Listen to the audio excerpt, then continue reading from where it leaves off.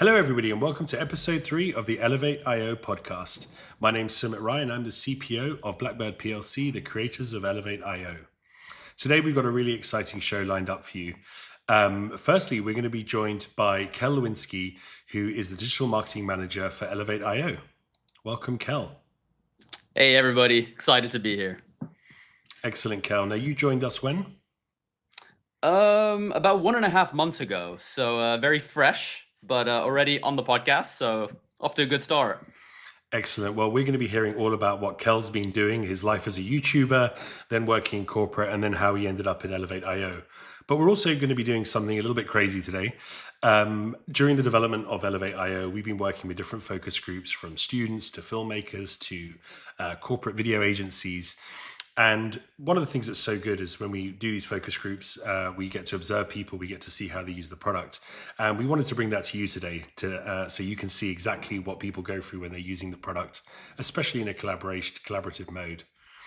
So what we've decided to do today is we're going to be actually going over live to our new offices in Holborn, where we've got 2 groups of students. One group is from London South Bank University, and the other group is going to be from the National Film and Television School. And we've set them up with projects in Elevate with stock footage. They're 2 different sets of stock footage, so they're going to create 2 different productions that we'll have a look at later. And some of them have used Elevate before, and some of them it's completely new to them. And what we really want to do is to see how well they gel together using the product, using the collaboration, and see what they come up with. So let's go straight over live to Holborn now. So this is the first team. This is the National Film and Television School. And I believe our team lead here is Rafa. Hi, Rafa, is that you? There you are. Okay, excellent. So would you like to tell us a little bit about yourself and your colleagues and what your course is about? Yeah, we are a group of editing and documentary students from the National Film and Television School, and we work on a wide variety of projects over at our campus in Beaconsfield. And today we are working on a trailer for a supposed Dune-like movie on Elevate.io. Excellent. Now, the great advantage of Elevate.io, of course, is that you guys are all able to edit simultaneously, which also means that we can jump in. So I'm just going to go now to a little screen grab, and I can see you guys have already started. You're putting together content. Here's some of the clips that you've got access to. And for you, Rafa, this is the first time that you guys have been using Elevate. Is that right? Yes, this is our first time with the software. Excellent. Well, you're just started, so we're going to come back and check on you in a little bit to see how you're getting on. So good luck with the show. Okay, and now we're going to our second team. This is London South Bank University, and I believe our team captain is Lucy. Hi, Lucy. Hi. Hello. Excellent. Now, I believe you were part of our initial focus groups, but you've not actually used the product since we built it. Is that correct? Yeah, that's correct.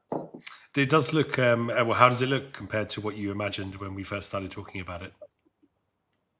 I mean, I can't remember exactly how the mock-ups looked, but it's kind of, I think it's what I hoped it would look like, because I feel like it stayed true to what I remember you saying the kind of original mission and intention was. Because I opened it up and straight away it sort of just clicks already. So I'm a fan. I'm a fan so far.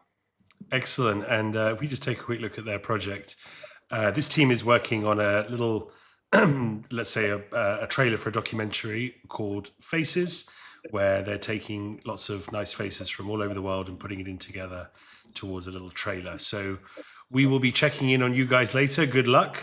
And we look forward to seeing what you create. Okay, I can't wait to see what those guys are going to come up with. But now back to you, Kell. So, and actually, just before we start hearing all about your story, you did show us your showreel when we were talking to you about joining, and I'd love to show everybody who's watching your showreel because it will give a really good idea, especially of your time as a YouTuber. So we'll roll that now.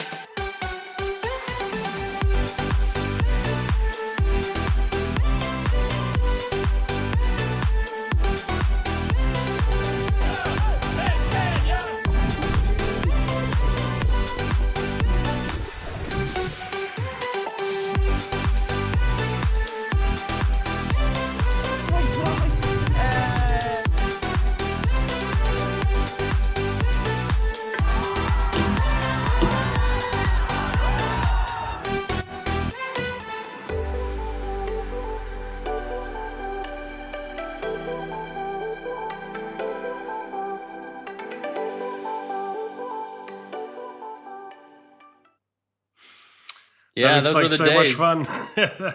That is It crazy. I was, don't know it why. was. Don't know why you gave up YouTubing when you could have Yeah, easily yeah, went more yeah, fun. yeah. Yeah, I had to start adulting at some point, but I did it through the better part of my 20s, so not too bad. Had some good years, good years. Yeah. Excellent. And what actually? How did you end up becoming a YouTuber in the first place? Yeah, so I have a degree in finance, and after I graduated, I did two internships. The first one, I was like, not sure this is for me.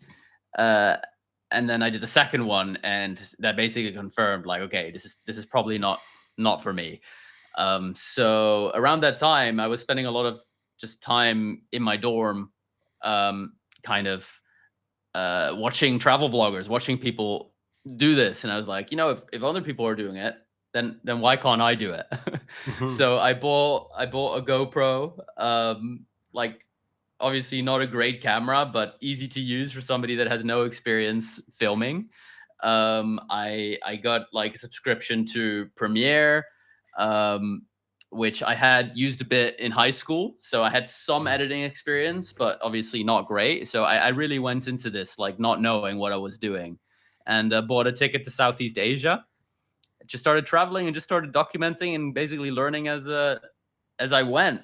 And yeah, I mean, the start was like, if I look at some of my old videos, which aren't online anymore because had to pull those down. They're rough, they're like That's embarrassing to watch. that's what you Um, hear. You hear that from a lot of YouTubers that essentially the first videos they're almost it's like making pancakes. The first one's for the gods. You just got to throw it away, and you just got to get started. And essentially, you eventually basically are talking into a void, and then eventually it picks up. yeah, Was that your experience? exactly. At the start, it's like so awkward, because, well, I think it also has a lot to do with just not knowing what it is to make videos. So if you don't really understand the end result while you're filming, it's weird.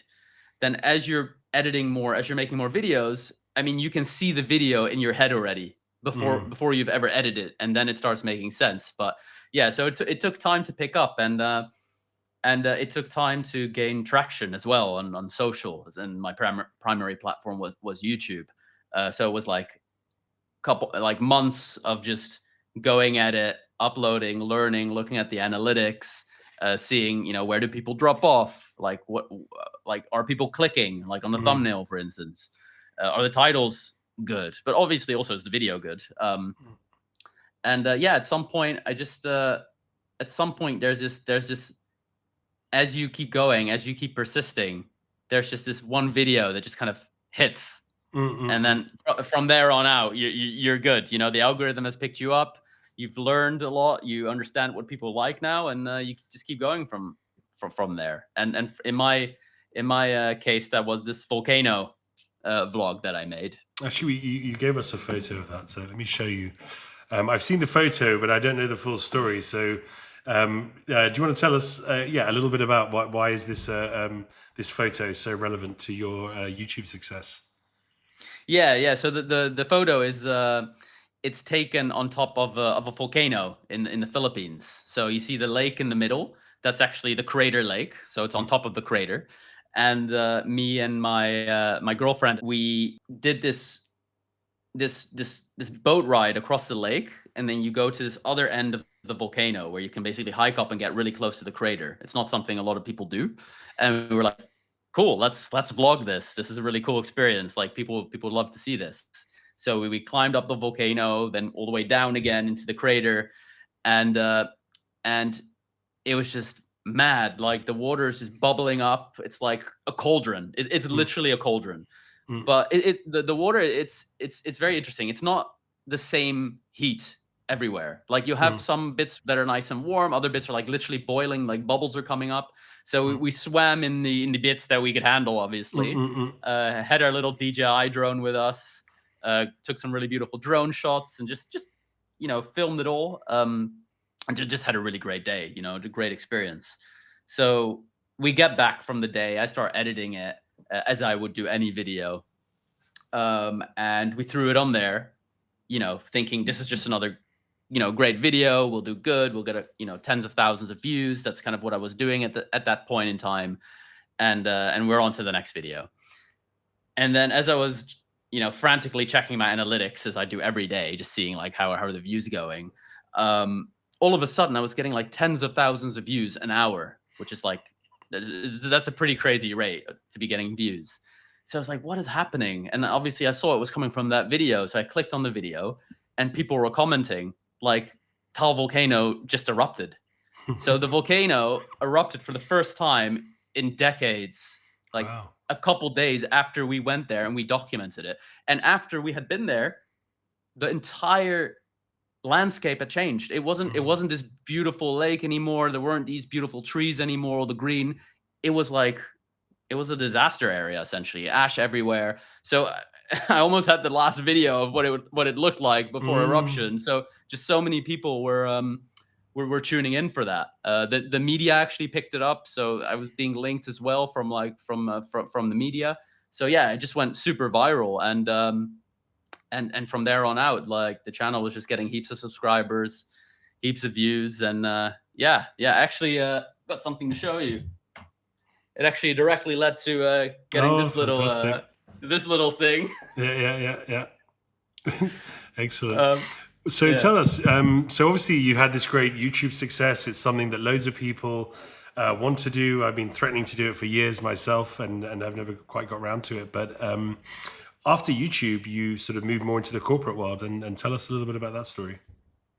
Yeah, so when the pandemic happened, I kind of saw it as a good point for me to also kind of transition into something for the long term, because I didn't want to travel like nonstop for the rest of my life. I know it sounds great to people that don't do it, but if you're like, it's After a lot a few of work. years, yeah, I can imagine. Exactly. So yeah, I went into content and social media marketing because I wanted to leverage like all the things that I had learned of how to succeed at this. And obviously, this was also something that was starting to really boom within companies, because now companies wanted to be in this space. They wanted to be successful in this space.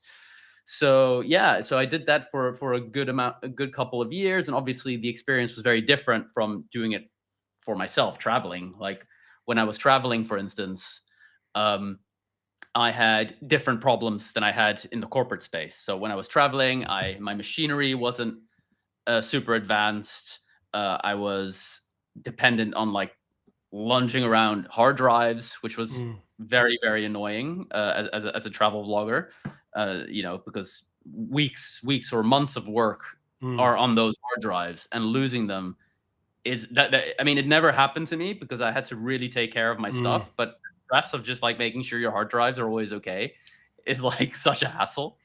It is. It's actually something that's really hard to explain to people, and I know that from my original days in television. When you've been shooting, especially on location, you're essentially holding an incredibly valuable set of assets, because there's only, if you lose them or they go, that's it. There's the only way you can recreate them is by doing the whole thing again. So there's obviously huge benefits, potentially to having. You can never recreate it. Yeah, it's not possible. Yeah, you can never recreate it. Yeah. And then, so when you're in the corporate world, more of the production was similar to, I guess, what you're doing now for Elevate in creating brand content and things like that. Yeah, exactly. So when I was in the corporate space, I was working with other agencies, for instance. So there's a lot more collaboration involved than when I was doing YouTube. So these were whole different issues that I was dealing with. You have, if I would be making videos internally, I'd need to get them reviewed several times by managers, for instance. Every time you finish your first edit, export, upload, send over the link, they have to download it, give feedback. You get your feedback, make your edits, and then you go through another round of feedback, because it's never just one round of feedback. And the amount of time that you're wasting on this feedback loop until you get to that perfect product it's probably like at least half the amount of time you're spending in total. So like 50% you're not spending it on the creative process, you're spending it just waiting around, waiting for exports, waiting for uploads, because in most cases you are using a device that was probably already lying around.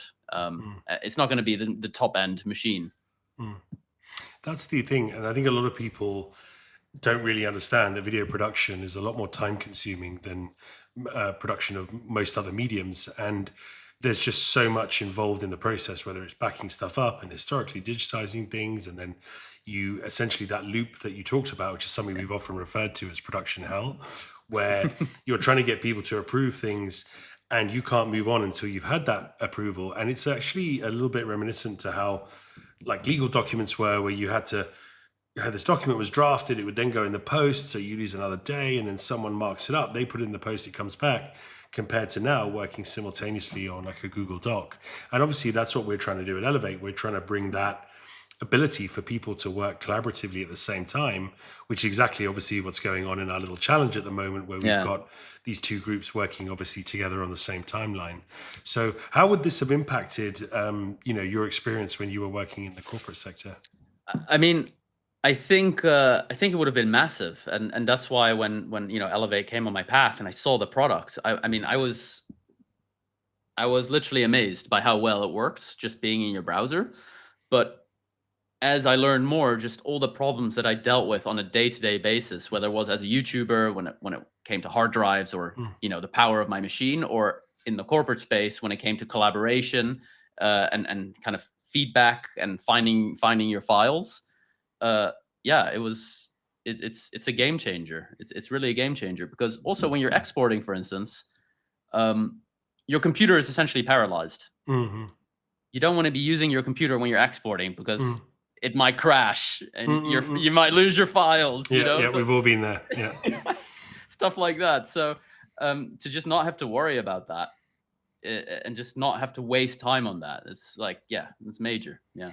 Definitely. And I think that's one of the big things about Elevate, which I think is sort of hard for people to get their head around, because as you've discussed, usually, and something that we always talk about, that video tends to start with the same person on the same computer. The project begins there, it ends there. And whilst there are other stakeholders who get involved during the production, and they are either submitting assets which will be used in the production, or maybe they're tidying up the audio, or maybe they're actually just part of the approval process, it still usually tends to be happening on one person's machine.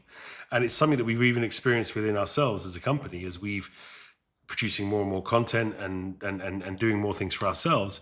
All of a sudden, we're just beginning to realize, actually, it makes so much more sense to be building some of this stuff in Elevate. And as you know, Elevate is still in its infancy, and we only just launched, for example, Transitions yesterday, which is an important move forward in us being able to offer what people need to create content. And we've got a lot of other things which are underway this month. We also tidied up our transformations. We made our timeline work a little bit smoother. We've improved our color correction. We're also currently working on looks, essentially, which are more for what the video industry calls LUTs, but the lookup tables to grade things. And we're calling them looks. And we're going to be implementing sort of a lot more control, or the ability for people to have more control and easily apply certain looks to their footage to keep it all consistent and give it that different feel. And so as a YouTuber, and certainly within the corporate world, once we've added a lot of these features together, and obviously you have the collaboration bit underpinning everything, how much more do you think that you would need as a tool to get your job done?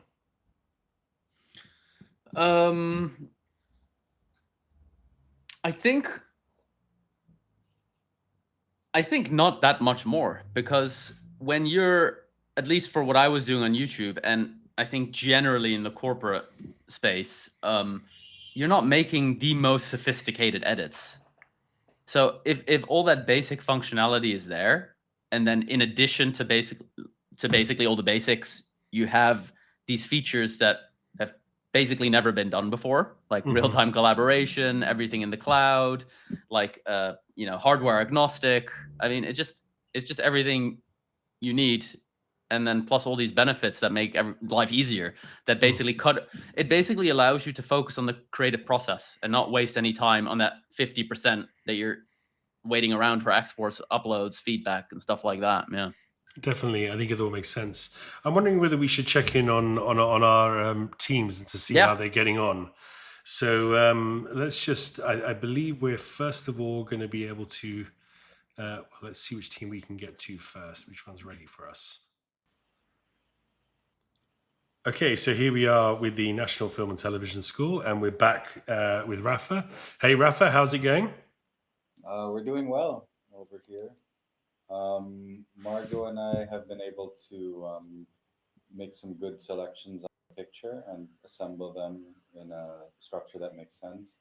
And Jenny has been doing a lot of work on the sound and music as well. So we've kind of divided the work up in a way that makes sense, and we're getting closer to what we want to have.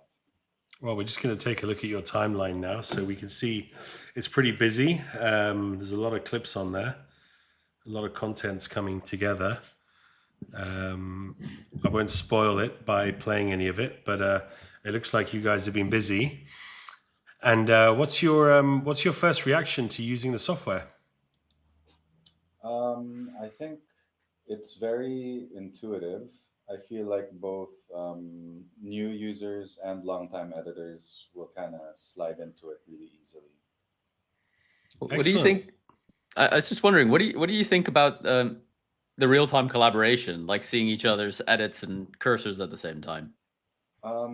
It takes a bit of getting used to, because I think I'm quite used to just working on something and then showing it to someone and discussing after. But here, you can really make changes and apply notes kind of instantaneously. So it's quite useful in that regard.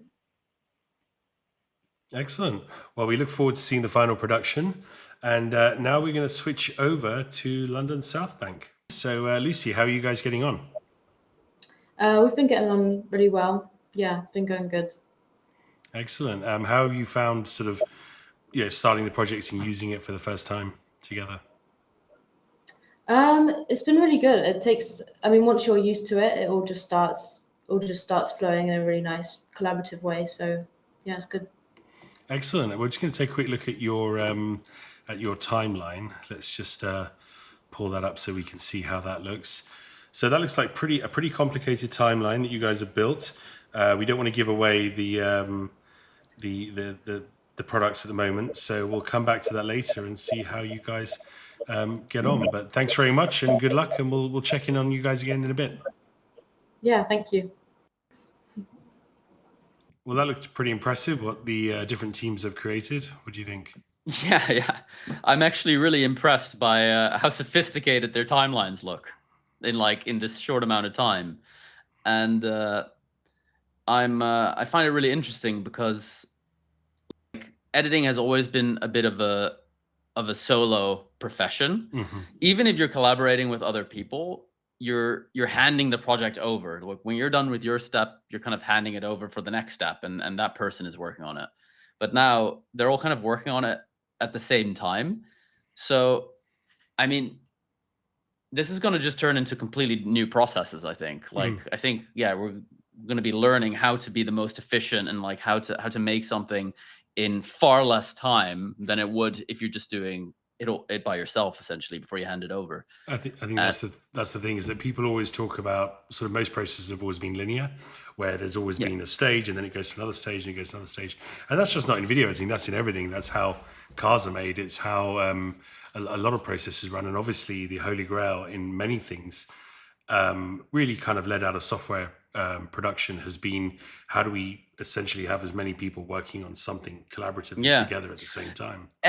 And it makes sense, right? Because video essentially is lagging in this sense. Like we've seen it with graphic design. We've seen it's obviously because of the files. It's like you're dealing with big files with video, and like when I was using Elevate for the first time and trying it out, actually one of the things where I was like, this is going to be great. A problem that I ran into often in the corporate space is files, like files being on hard drives, either at your own company, like on hard drives, or at an agency, which is even worse, because I mean, then you've literally just lost like any kind of oversight or transparency of your files. So yeah, this is really cool. Yeah, and I'm looking forward to seeing how Elevate's going to kind of develop that as well. Well, that's a big area actually for us. So one of the things that we're working on at the moment, which is going to be the next big move in Elevate, is really the introduction of teams. At the moment, obviously, every individual user is a user and they can share their projects with other people, just much like the team are using it or the competition is being run at the moment. but we are pulling together more of a team structure so that essentially a group of people can all have access to the same media assets, the same projects, almost by default without having to be shared. So a team would normally be a group of students together, like the example we've got here, or it could be an organization, maybe the social media department or the marketing department of a small company, or let's just say the AV department of a large multinational financial services organization. They would be created as a team, and that team will give them the structure of essentially organizing all of their files together. It will enable them to sort of control their projects, and we'll be introducing things like tagging and better metadata Yeah, right. management, which should probably make it easier to find things as well. Yeah, no, 100%. That sounds really cool. Yeah, the other things that we are looking quite a lot at is, of course, enriching the files. So one of the things that's so common, and I'm sure you found this when you were YouTubing, that you end up with hard drives with lots of files with the same file name. Right. And that's something that we've had a lot from the feedback from users, is that really it's amazing how quickly, especially if you're shooting over a whole day, a whole bunch of things, it sounds crazy, but you can very quickly forget what you did at the beginning of the day. Especially if you're like using different cameras. Like I'd have a drone and I'd have my compact camera and I'd have my GoPro, like, yeah. It's funny sort of piecing together something afterwards. Unless you do it immediately while it's fresh in your mind, it becomes pretty tough. And so one of the things that we're really working on is how do we enable people to upload their content and immediately enrich it with sort of, logging information, tagging information that makes it therefore easier for them to find things down the line, let alone the next day when they actually need to edit the thing that they've just shot. Yeah. Make it easier. So those are kind of some of the big things that we're going to be expecting. Teams, and then, like I said, afterwards, metadata management and media enrichment and things like that. So obviously, you're going to be working with us at Elevate, creating content and creating. You've already started on blogs and some of the other types of social media, not just the video-based stuff. But what are you most excited about creating? I'm excited about seeing it evolve, seeing it improve, and also because I'm a bit of an insider, I get this unique position of telling you like, oh, like when is this coming? You like it's cool to hear like kind of what's coming and the things that are being prioritized, and I mean I can just see that it's gonna a lot of cool features are coming, and it's gonna make a big difference. Yeah. I think that's one of the things which is a little bit of a challenge. Obviously, we still, we've done a huge amount of work. We've still got a long way to go. And it will never end. The product will constantly evolve, and it will constantly really not only just provide new features, but also we're obsessed with workflows, and we're obsessed with not just adding new features that, to sort of things that make people go, oh, wow, or that's great, or something fashionable. We're really interested in making sure that the day-to-day operation of the product gets better and better. So, for example, another thing that we've just improved is the sliders for control of things like color correction. And it's not that the other ones didn't work. It's not that the original ones that we built weren't right. It's not that they weren't capable of doing what they were doing. Yeah. But we started to get a lot of feedback about how much more precision people wanted. Right. So we introduced things like shift when you move the sliders, and that really slows down how much the mouse influences the slider, and that gives you just that sort of finer control. So we're definitely going to be evolving, again, not just adding things, but actually just ensuring that the base product itself, because at the end of the day, when editing, people use really only a small subset of features, and they just need that to work really, really well for them. Exactly. And I mean, that's when I used Elevate for the very first time, that is what sold me, like immediately, just how responsive it is. Because as an editor, you do many things in the cloud, and you always expect it to have some lag or not be like as responsive. And as like somebody that does video editing, you're like, well, if it's not going to be as responsive, you're not going to enjoy working with it. But it was just kind of mind-blowing to see just how responsive Elevate was. I noticed basically no difference between running an NLE locally or using like Elevate in my browser. And then in the company, I'm always so amazed to hear like, oh, we're going to improve it even more. We're going to improve it even more. And I'm like, it already feels pretty damn good to me, you know? Well, we do. It is interesting because obviously people who use it for the first time are always pretty amazed by it. But we are actually working on the next iteration of our codec. And not only is that next iteration of the codec going to be better quality, it's going to be higher resolution, but we're also making really the most of the latest developments in computers in general. And one of the most obvious ones for us has been the GPU that is obviously now prevalent within all computers. In fact, to the point where, and you wrote a great article for our blog about Chromebooks, and Chromebooks are obviously incredibly popular within schools. Yeah. They're incredibly cost effective. I mean, we've obviously bought some Chromebooks for our testing, and I'm staggered that these computers that cost, under sort of 200, well, around £200, around $300, it's amazing how capable they are. They are genuinely fully featured computers, but they don't have an amazing CPU. And obviously you can't install software, so you can't run a traditional NLE that needs to be installed. And the CPU is not strong, but they do have good GPUs. And obviously where video is graphics ultimately. And so we're making more and more of what we do. Already parts of the product do work really through the GPU, but we're going to be improving our support for the GPUs, which means that we'll be able to do even more in the way of impressive real-time effects and things like this. So we're definitely looking forward to that. Yeah, so I mean, it's cool because basically the way that I came up with the idea for the Chromebook blog in the first place is that I have like cousins that are like quite a bit younger than me, and in primary school and high school, that's what they're using now. Like a lot of these kids, they don't even know how to use a Mac OS or a Windows computer. They're just growing up using, obviously iPhones, iPads, and maybe a Chromebook. And the options are basically, well, nothing or very limited, very, very like kind of subpar options for them if they want to get into video editing or do any kind of editing. So I think, yeah, it's very cool for these people. Obviously, as they get older, they'll be like, we tend to stick with what we grew up with, right?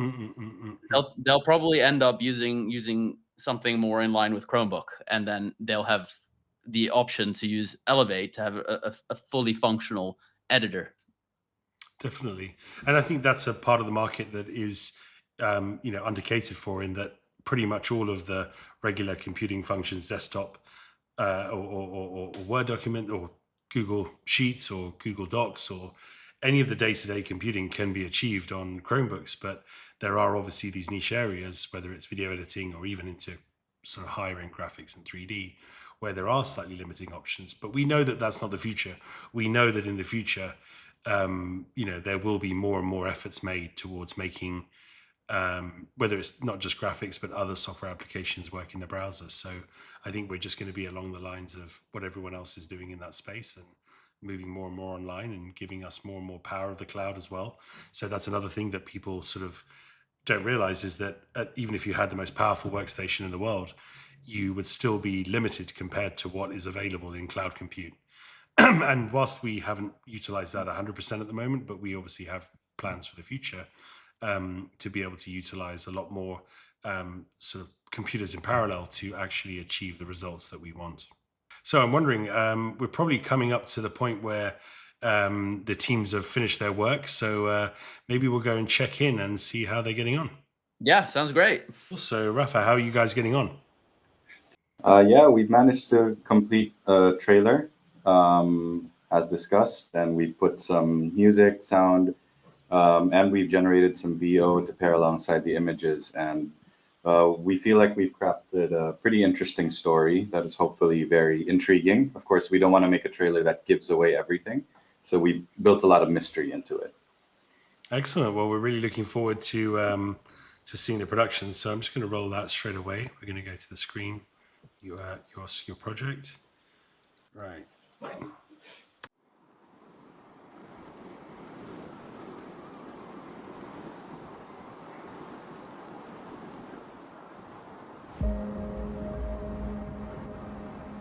For years, I have searched for you.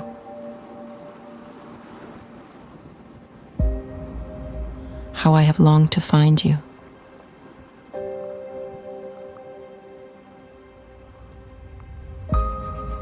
You never looked.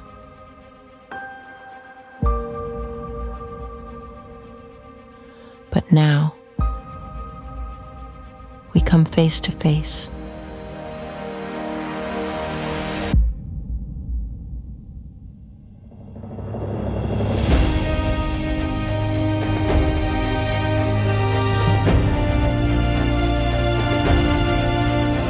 Gaze into me.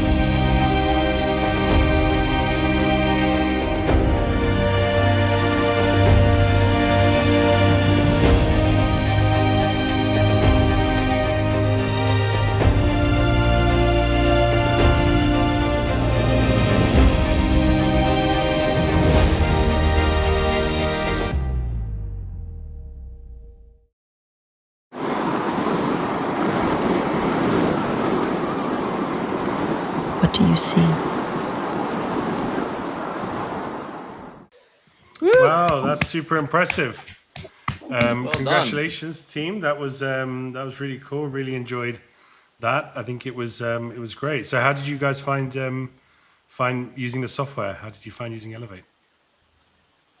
I think we found that being able to really divide and conquer with the edit really allowed us to move very quickly. I don't know if you guys have any other thoughts. Yeah, I mean, for me, that is less tech savvy. I felt like it was very like user friendly, and it was easy to get your head around quite quickly.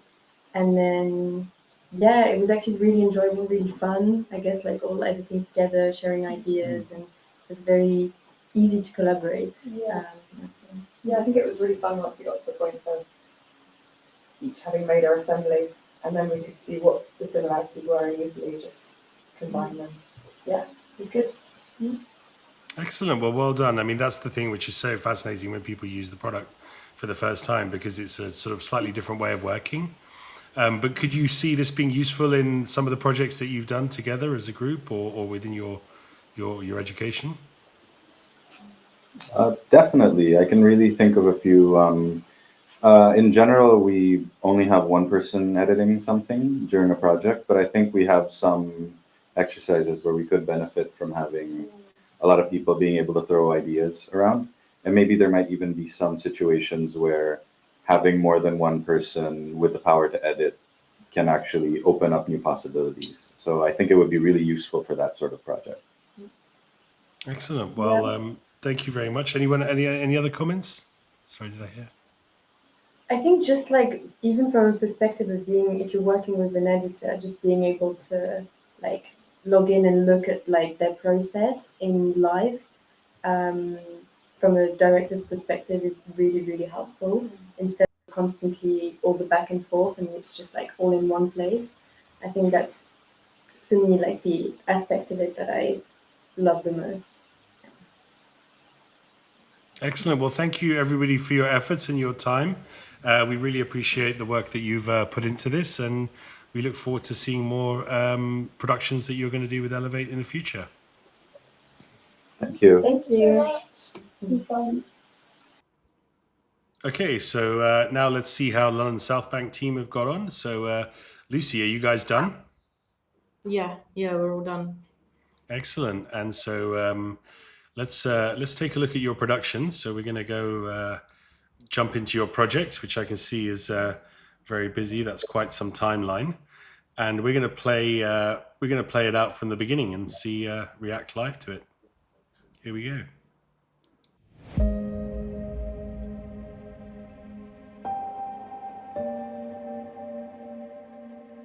Faces. We see them all the time. We pass them in the street, on our way to work, and even in our dreams. But a face merely scratches the surface of who we really are. Who are you? Where do you find beauty, pain, love? And where you find those things, do you ever ask why?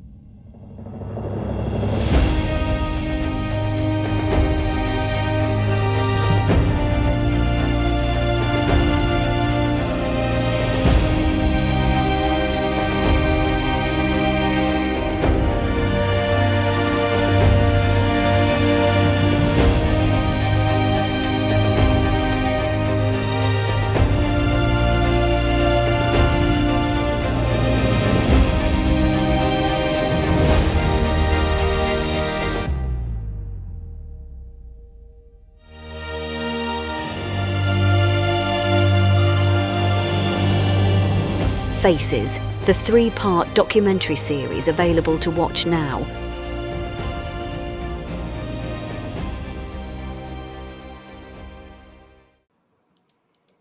That is super impressive.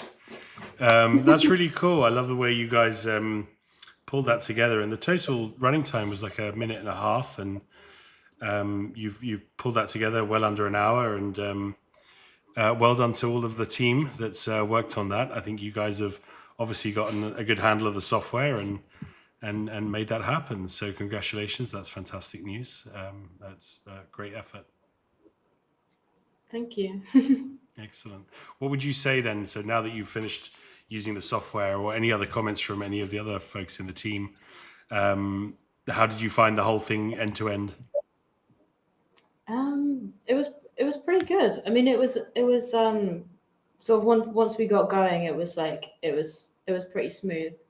And yeah, I mean, personally, I think it was. I mean, there wasn't anything I really found that I was like, oh, I can't do this, because it was just sort of, for the project especially, it was just really ideal to just sort of throw something together. And definitely the way you can collaboratively create something is a huge plus, because there's not really, there's things about Premiere that are really good, but you can't sort of collaborate in this way. So it's just really easy for everyone to just see what you're doing, which is a huge plus. So yeah, I enjoyed it very much mainly for that reason. So yeah. Excellent. Well, thank you for all your efforts, that team. I believe we do have some little takeaways for you guys, which will be, I'm sure that the staff at Blackbird will be handing out. Thank you very much. Thank you. Thank you. So I think that was 2 pretty impressive productions from those 2 teams from both London South Bank and the National Film and Television School. What do you think, Kell? Yeah, I mean, I was pretty impressed. I was pretty impressed with what they were able to make with like the footage that we gave them, and the editor, how they were able to use a lot of the features. Yeah.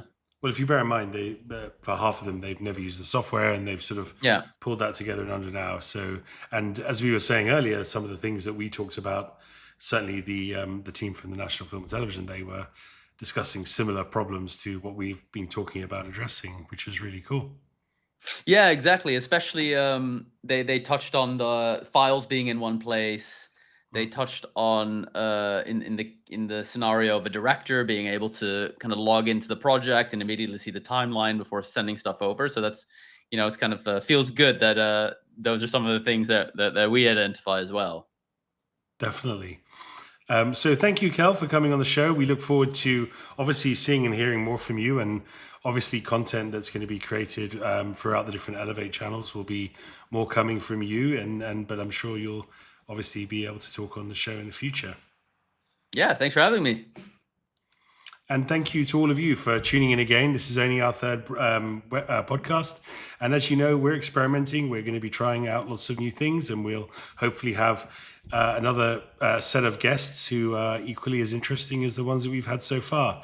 If you haven't already used the product, it's free to sign up. Please head on over to elevate.io, where you can sign up for free and get started with editing. Thank you very much. What's exciting about this platform for me is being able to deal with a client on the other side of the world. The speed of which you're kind of getting a final result has increased, of course. The speed at which you can see other people working. I'm seeing a lot of really fun ways to kind of work at the same time and delegate jobs and actually do things a lot faster as well. It means you can try things out a lot quicker and come to an agreement a lot quicker, which you probably wouldn't have done otherwise. It actually, every now and again, I forget that we were literally online. Really good for educational purposes, for schools, for group projects. We could use the platform to train new people, particularly those who are newer to editing. Not having the hard drive backup, just all of that disappears. You can take it anywhere and work with anyone. And that is kind of mind-blowing, actually.